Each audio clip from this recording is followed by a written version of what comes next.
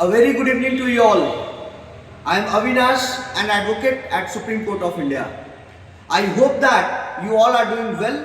You all are very happy and you are keeping a good health and your family is good too. आपके सब परिवार वाले अच्छे हैं, खुश हैं, मैं यही आशा करता हूँ.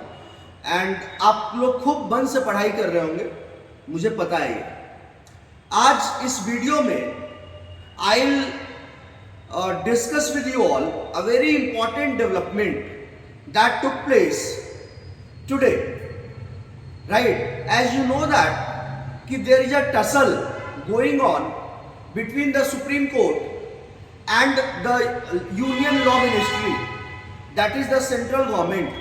एक लड़ाई चल रही है, एक मतलब वॉर चल रहा है, ट्विटर वॉर चल रहा है, प्रेस कॉन्फ्रेंस वॉर चल रहा है, स्टेटमेंट्स वॉर चल रहा है, इंटरव्यू वॉर चल रहा है, लड़ाइयां हो रही हैं इन लोगों के बीच में, टसल चल रहा है कॉलेजियम सिस्टम को लेकर के.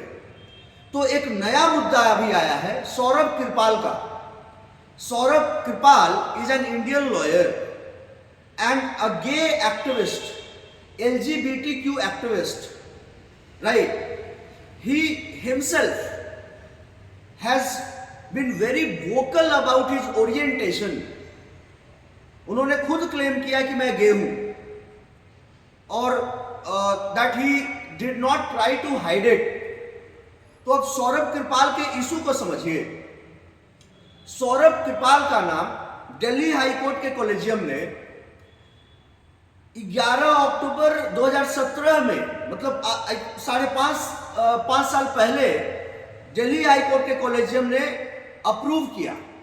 कब? 2017 में 11 अक्टूबर 2000. फिर ये जो सेम चीज है जो कि 11 अक्टूबर 2017 में गया, वो सेम चीज फिर 2021 में 13 नवंबर 2021 को सुप्रीम कोर्ट के द्वारा उसको अप्रूव किया जाता है. और फिर से 22 नवंबर 2022 में इसको सुप्रीम कोर्ट के पास वापस रिकंसीडर करने के लिए भेज दिया जाता है सेंट्रल गवर्नमेंट के द्वारा, लॉ मिनिस्ट्री के द्वारा. तो अब सवाल यह है कि सेंट्रल गवर्नमेंट क्यों इस मुद्दे पर सौरभ कृपाल को एलिवेट नहीं होते देना चाह रही है. वो नहीं चाह रहे कि सौरभ कृपाल हाईकोर्ट जज बने. क्यों नहीं चाह रहे?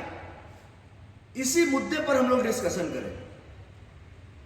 उनका कहना है, जो लॉ मिनिस्ट्री का जो लेटर आया है उसमें उन्होंने ये कहा है कि Saurabh Kirpal is a gay and he can be a biased judge. He is an openly gay person. और वो एक biased जज होंगे जो कि हमारे देश के इंटरेस्ट को हैम्पर करेगा. राइट? हमारे देश के इंटरेस्ट को हैम्पर करेगा, लॉ मिनिस्ट्री का कहना है.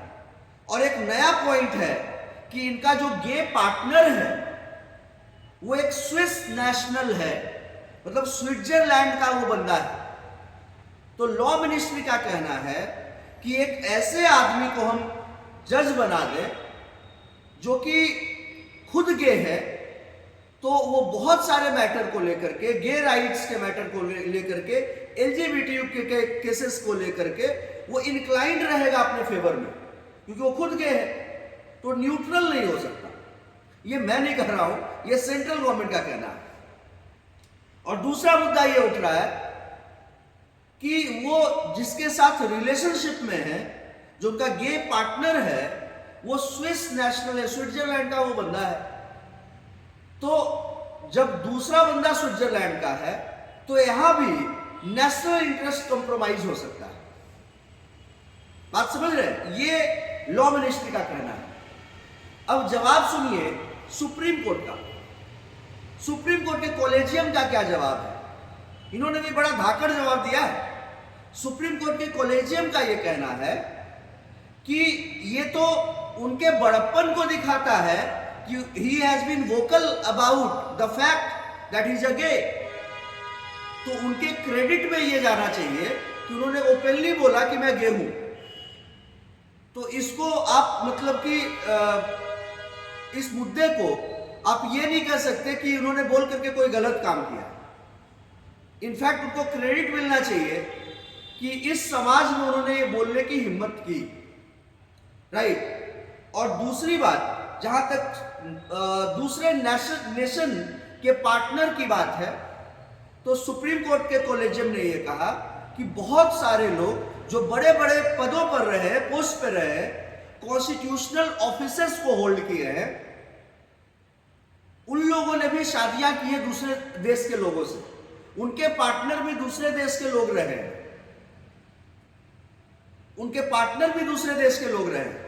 तो इस ट्रेडिशन को भी देखते हुए आप ये नहीं कह सकते कि इनका पार्टनर स्विट्जरलैंड का है तो नेशनल इंटरेस्ट कंप्रोमाइज हो जाएगा।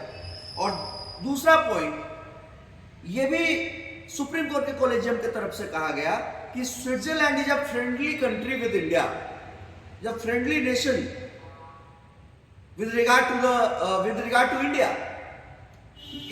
Switzerland is not inimical to the interest of India. तो नेशनल इंटरेस्ट कंप्रोमाइज होने की बात नहीं हो सकती है। और ये पहले का ट्रेडिशन चला आ रहा, बहुत सारे लोग, और ये फैक्ट है कि बहुत सारे लोग जो संवैधानिक पदों पर रहे हैं, उन लोगों ने शादियां दूसरे देश के नेशनल से की है, उनके पार्टनर दूसरे देशों के रहे हैं।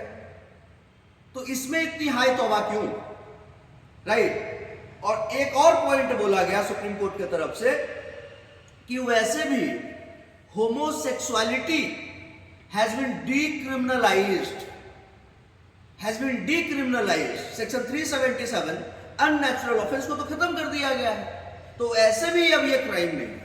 हाँ, ये एक अलग बात है कि अभी भी सेम सेक्स के मैरिज को इंडिया में रिकॉग्निशन नहीं मिला, it is bereft of the recognition.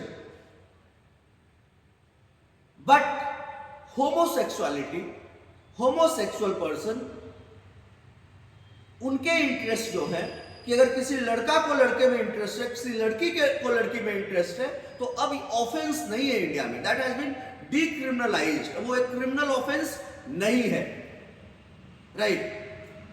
अभी आप सोचिए कि लगभग 5 साल से ज्यादा हो गया भैया, ये 11 अक्टूबर 2017 में दिल्ली हाईकोर्ट के कॉलेजियम ने अप्रूव किया है।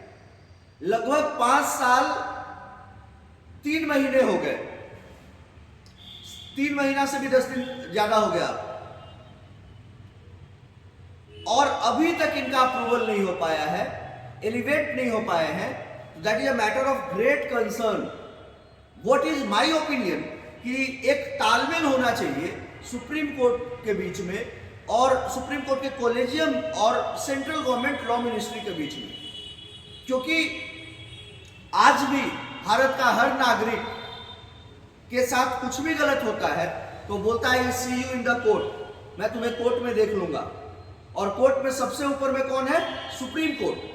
अगर उसके ही बोलने का कोई वैल्यू नहीं रहेगा तो फिर जनता का विश्वास कहीं ना कहीं डगमगा जाए। ये विश्वास नहीं डगमगाना चाहिए, राइट। तो माई say I am a very small man, but what my wish is that there should be a very friendly and amicable relationship between the central government on one hand and Supreme Court Collegium on the other hand. Thank you for watching me, and please stay tuned for all the legal updates to our YouTube channel. Thank you everyone. Jai Hind.